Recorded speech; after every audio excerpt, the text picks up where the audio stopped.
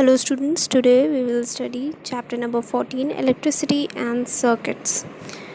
So in this chapter we will study about electricity. As we look around us, anywhere we go, we find number of objects that run on electricity. So in this chapter we will learn about electric current, what is needed to produce it, what are the conditions required to make electric current to flow, and material through which electric current can flow. So first thing, electric current. Most of the devices and machines we use, such as electric iron, oven, room heater, electric bulb, that runs on electricity. The common electric bulb is also called an incandescent bulb. With the help of a needle, look at what is inside a transparent electric bulb. It consists of thin filament, a very thin metal wire. Filament heats up when electric current is passed through it, and it heats up so much that it begins to glow. It is filled with inert gas. Inert means that do not react, so the filament does not burn up when it gets hot. So now, what are the sources of electric current? A device that can be used to produce electric current is called source of electric current. Some common sources are batteries, cells, which comes in various shapes and sizes.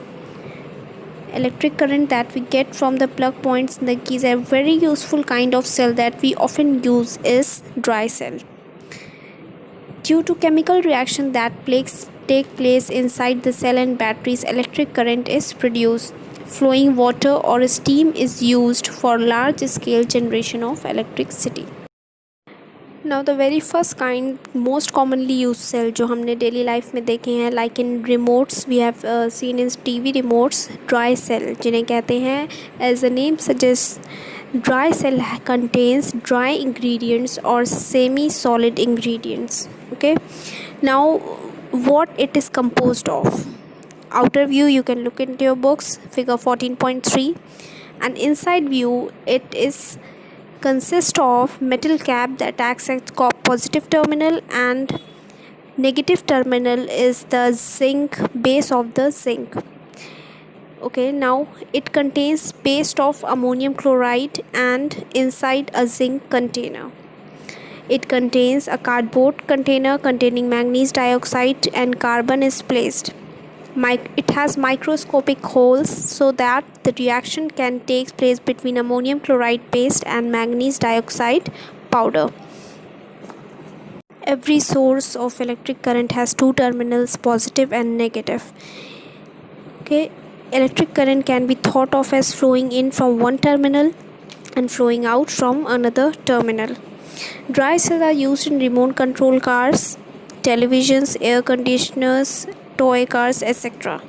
They are also used in electric torches, hearing aids, wrist watches, and digital watches and timers, and so on.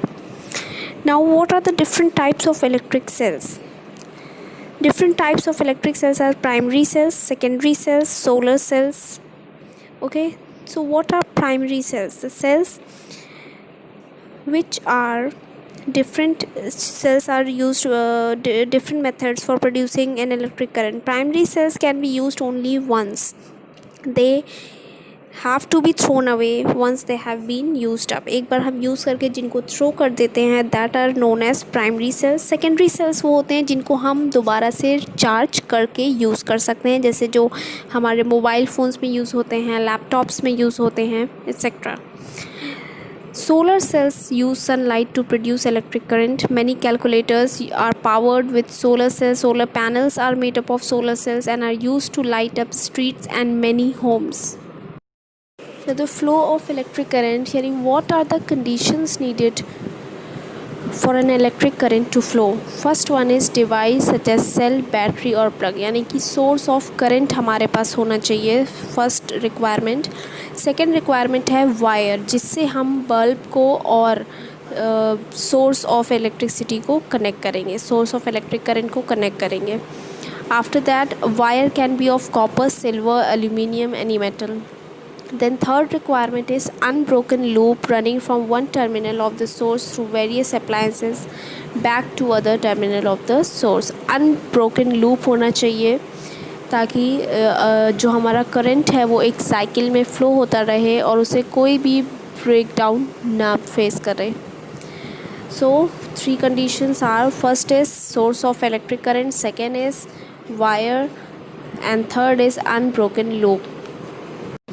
Here in the figure 14.5 it is given that in first A figure open circuit is there. Open means loop complete नहीं है और कहीं ना कहीं से वो disconnected है. तो इसमें क्या हम ऑब्ज़र्व कर रहे हैं कि बल्ब जो है वो ग्लो नहीं कर रहा है. एंड सेकेंड बी पार्ट में हम देखेंगे वहीं पे क्लोज सर्किट में लूप पूरा कंप्लीट है, कनेक्टेड हैं wires from one end to another end, इसीलिए बल्ब ग्लो कर रहा है because the loop is complete, the circuit is complete. Now, what is the direction of flow of electric current? Electric current flows in particular direction. It has been agreed to regard electric current as flowing from positive terminal to negative terminal of the source.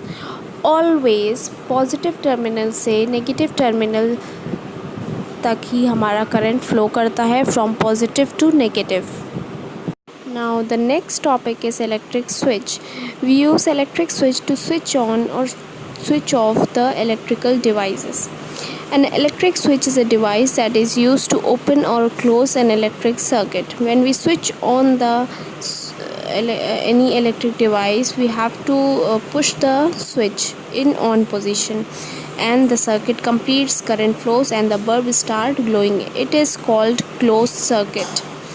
In B part you can see it. And in open circuit, when we switch off the switch, when we turn on off the switch, what happened, the loop is broken, loop complete नहीं होता है, broken होता है and the current will not flow through it, current will just stop there and the bulb will be not.